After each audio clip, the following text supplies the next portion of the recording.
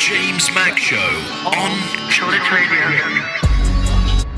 My guest for you today on the JamesMac Show has one of the most recognisable voices in Britain and possibly even the world.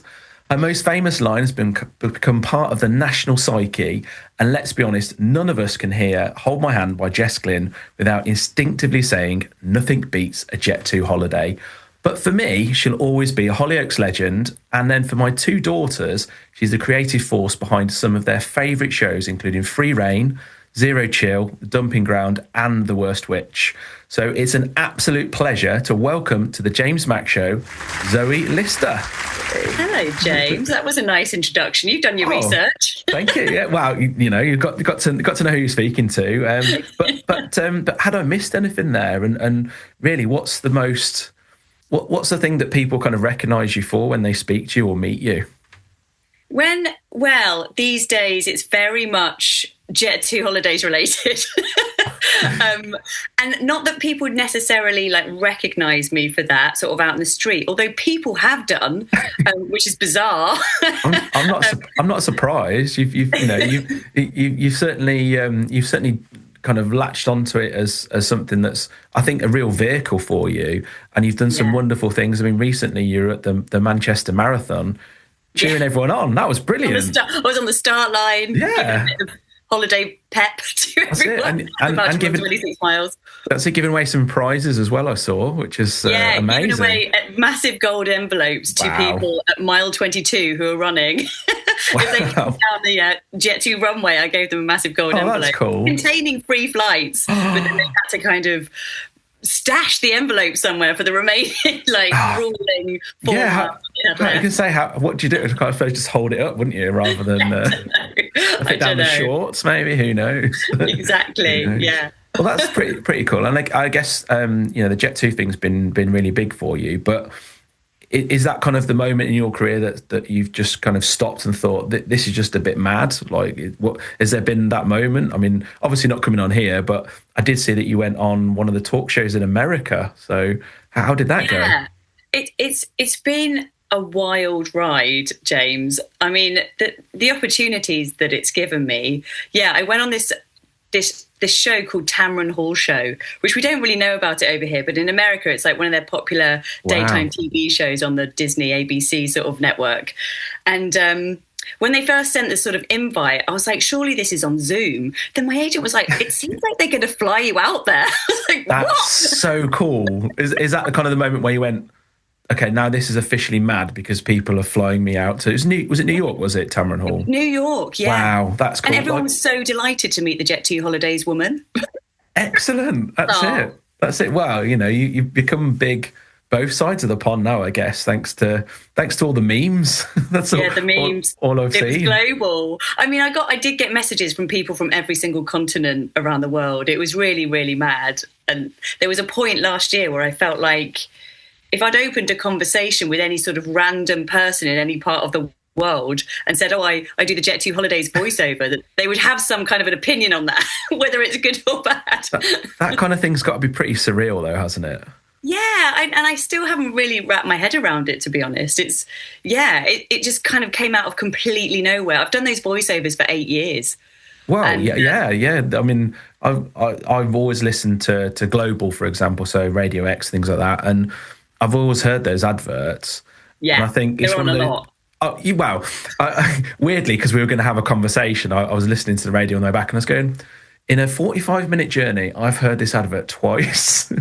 But then it's peak kind of holiday season. The sun started to shine and, they've got to make the most of it. But I really like it. I mean, whenever someone says nothing beats something, you just automatically go to that now. And like I say, it's part of the British psyche now. And absolutely. I guess it's America's trademark now. Nobody else can say it. Wow, well, that's really cool. I like that. Yeah. And then when you did it all those kind of years ago, did you have any idea that it was going to be as big as it was? And No, never. And you're so out of control of what the internet does. True. What the internet chooses to make viral. It's just... who knew? There's no rhyme or reason why. It's just been ridiculous. That's cool. And people say, why do you think it has gone viral, and why have people latched onto it so much? So I asked ChatGPT. As you do. Yeah.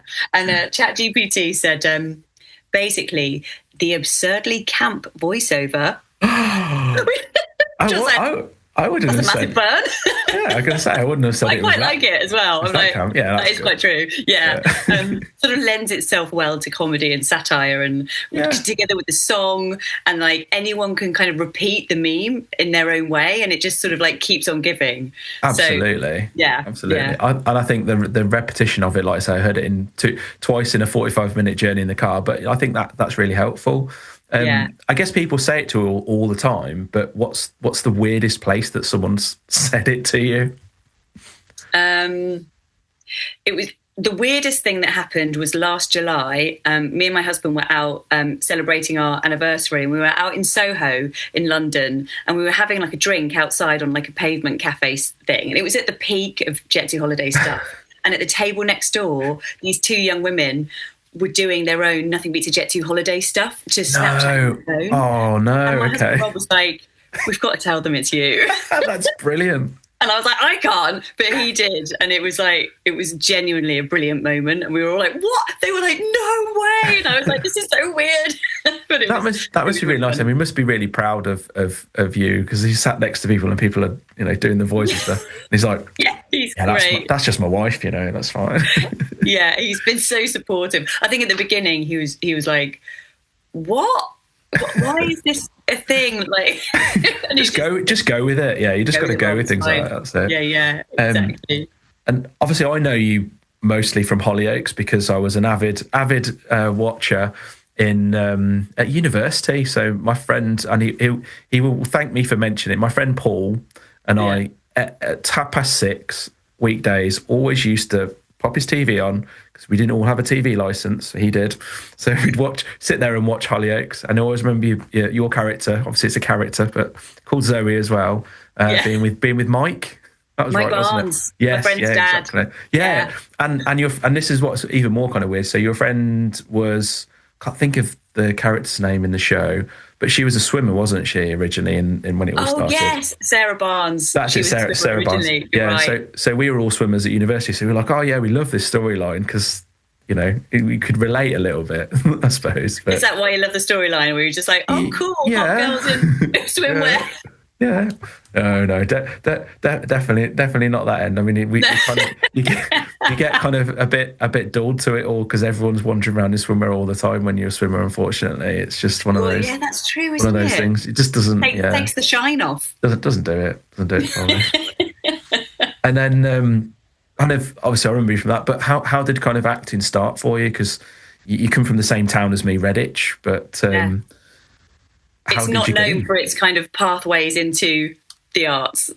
Apart from, and I'm going to get this wrong in a minute, but I'm sure we've got Charles Dance, not quite sure how he pronounces his name.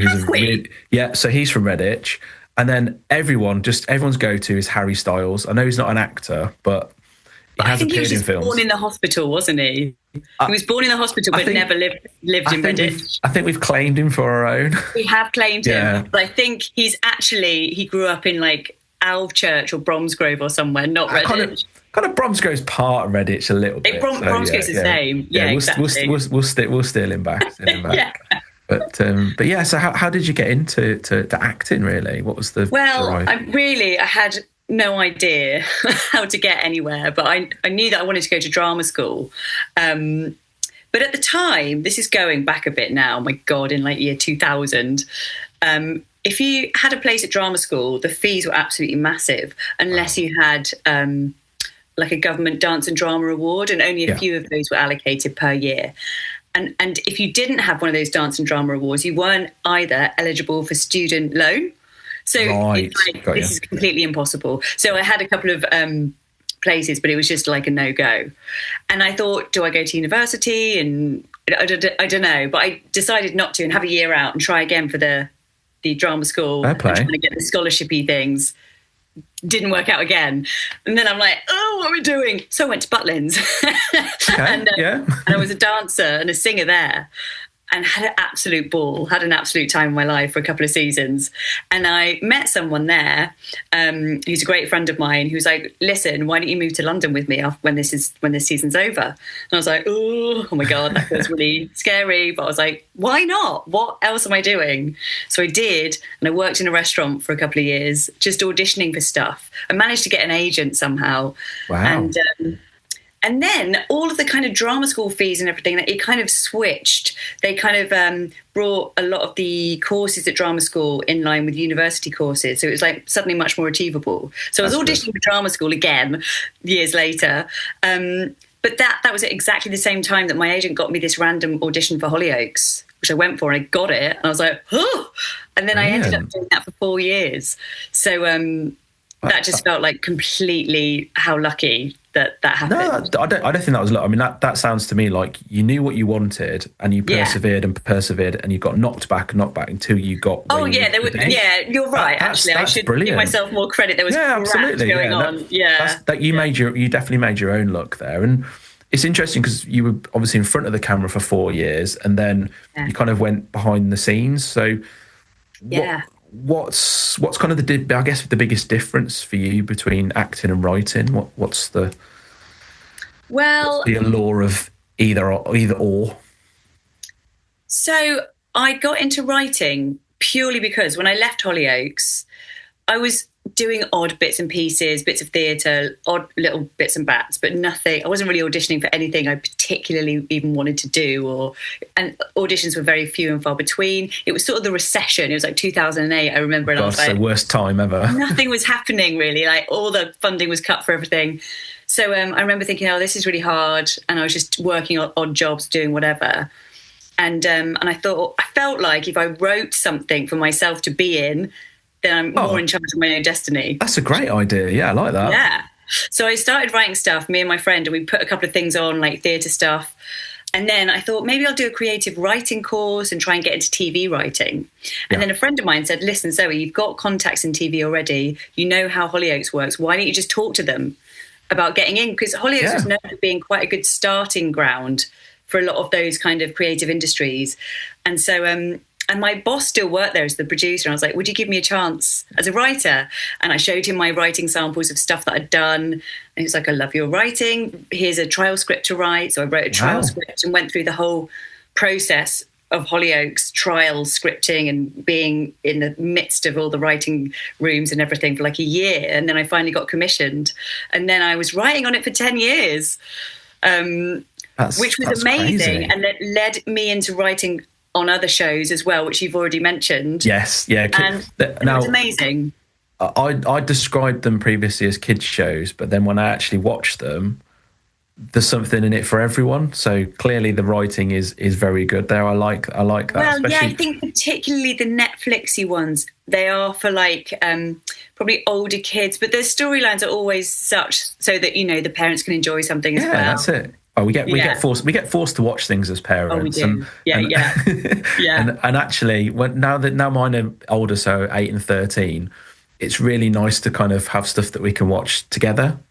Yeah, because there's only so much Peppa Pig that you can stand. Before you're like, no more Peppa Pig. Although that could be your next thing. That you should get a voice part in Peppa Pig. That would be really cool.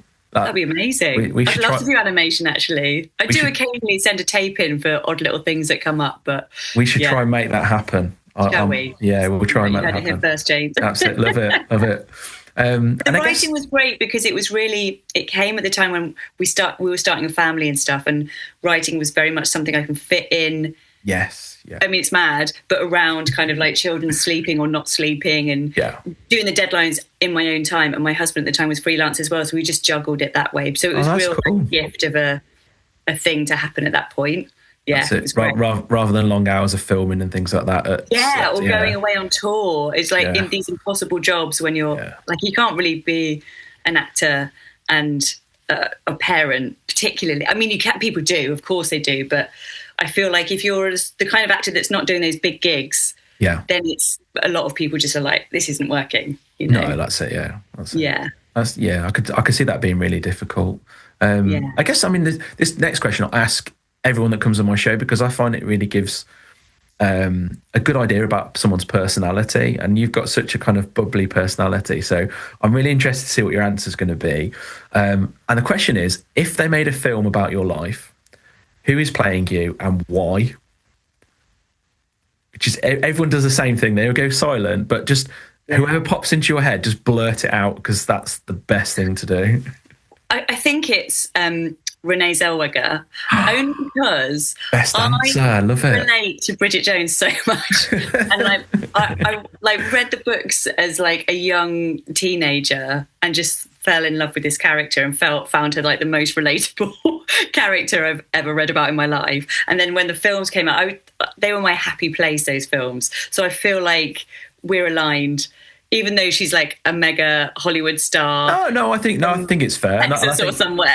She's not got the same lived experience, but I think that's probably one of the best answers I've had, because I could see Renee Zellweger playing Zoe Lister in a film. But do you think she'd be able to do the voice? Because that would be a really cool scene in the film where she had to record it and then it kind of blew up. And I reckon she'd nail it, you know. I think so. And I think actually that would be a really cool film and something I would definitely watch. So I like that.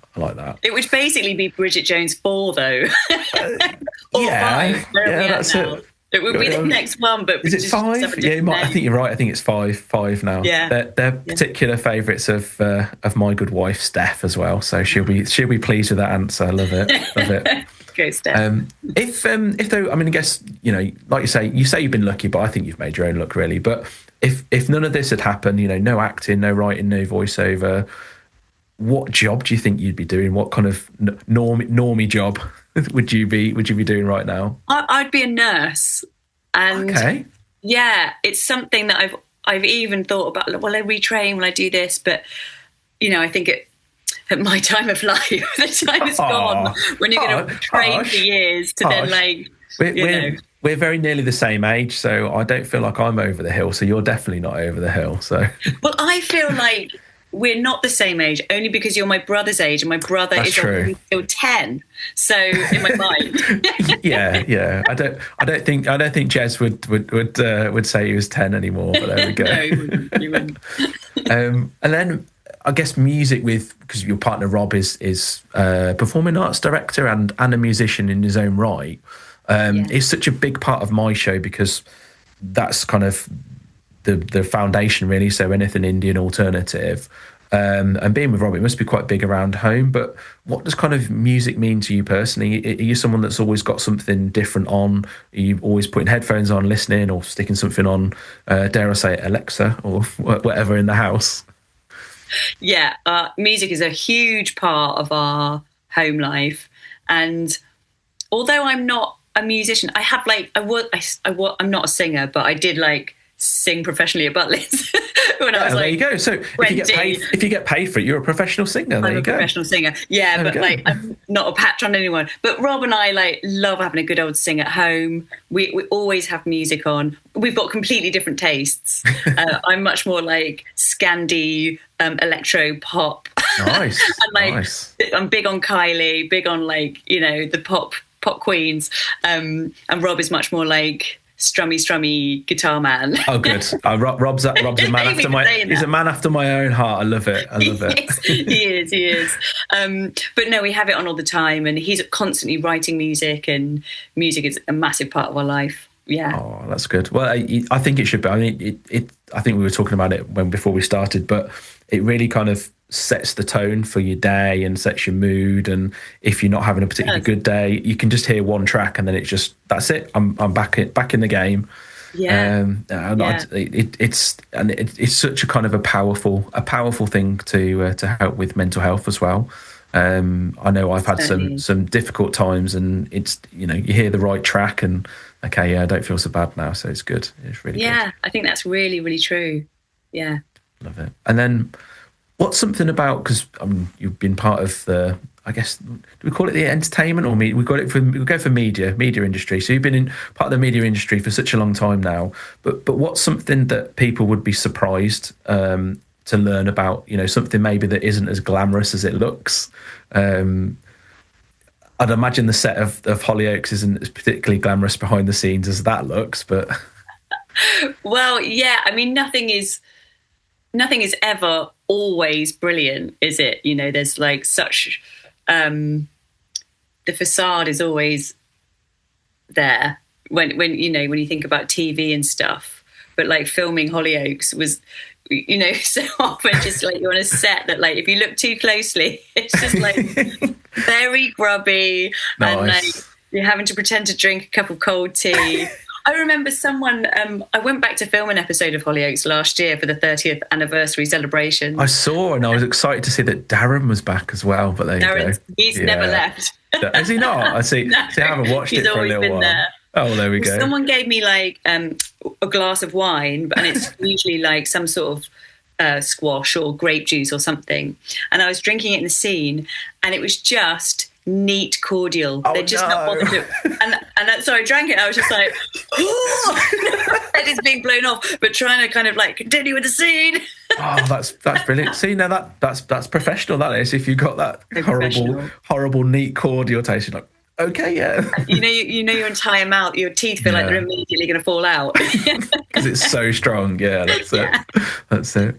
Oh, yeah. So I like that. That's quite a good one. I mean, I you know, you can't really see what's to this side or this side of me, but it's a mess. So you've got to. Same. I'm glad you've got your blur background on. Yeah, no, always. So yeah. I mean, I think kind of like you say, anything behind the scenes that looks real on camera probably isn't as glamorous, like neat cordial instead of wine. Neat cordial. No, it's never as glamorous. Oh, I love it. And then, so what's kind of coming next for you? What's the next big thing? Is it going to be Peppa Pig? Who knows? Well, the next thing, I mean, I've been working on a podcast for ages, so I'm hoping that I will get that off the ground. Is that an exclusive? Have you mentioned the podcast before, or? I mentioned it. I think I've. Maybe it's an exclusive, James. I'm going to take that. That's an exclusive. I've not done an interview for a while, so it's an exclusive. You heard it here first. Love it. Never mind, Tamron. The JamesMac show gets the exclusive. Exactly. Let's go.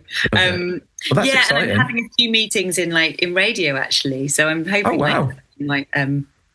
bubble up. Oh. I did some radio just locally a couple of years ago, like community radio, and I really loved it. It's a great start. I've loved doing it since October last year with Shoreditch Radio, and like you, I've got a goal in mind, which you have to have as to where you want to go.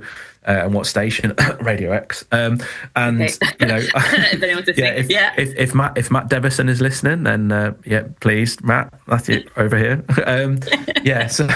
So you've got to have a goal for it, and actually, it's such a good medium because I think it reaches a lot of people, and everyone kind of at work or in the car or they're at home is listening to some kind of radio. I think most of the time now, it's such a powerful medium that you can communicate with such a wide, different range of people, and whether that's us chatting now, talking, someone might be listening, who knows? Yeah. Or just playing some really kind of good tracks that you know get people in the right mood. It's just I love the medium of radio. It's really, really nice. It's always there, isn't it? It's so comforting to have in the background and feel like you know the presenters, and it just becomes so familiar. They're almost like friends, aren't they? Like when you listen to radio. Yeah, I like that. That's cool. Well, I think that's all we've got time for. Otherwise, we might get listeners turn off because they're tired of my voice. So, but honestly, Zoe, it's been absolutely. Who could be tired of that reddish twang, James? I know. I try not to. I try to sound a little bit posh now, but it doesn't work. But yeah, honestly, it's been absolutely awesome having you on the JamesMac show here on Shoreditch Radio. And thank you so much for agreeing to come on. But before I let you go, so you're not getting away that easily. Do you have a favourite track that you'd like to for me to kind of put on to play for our listeners here? Oh, I 100% do. It is Robin, Dancing on My Own. Oh, excellent. Love it. I never get bored of it. I can play it every single day of my life. Love it. Now, whilst it doesn't necessarily fit into my kind of normal tracks, I also love this track.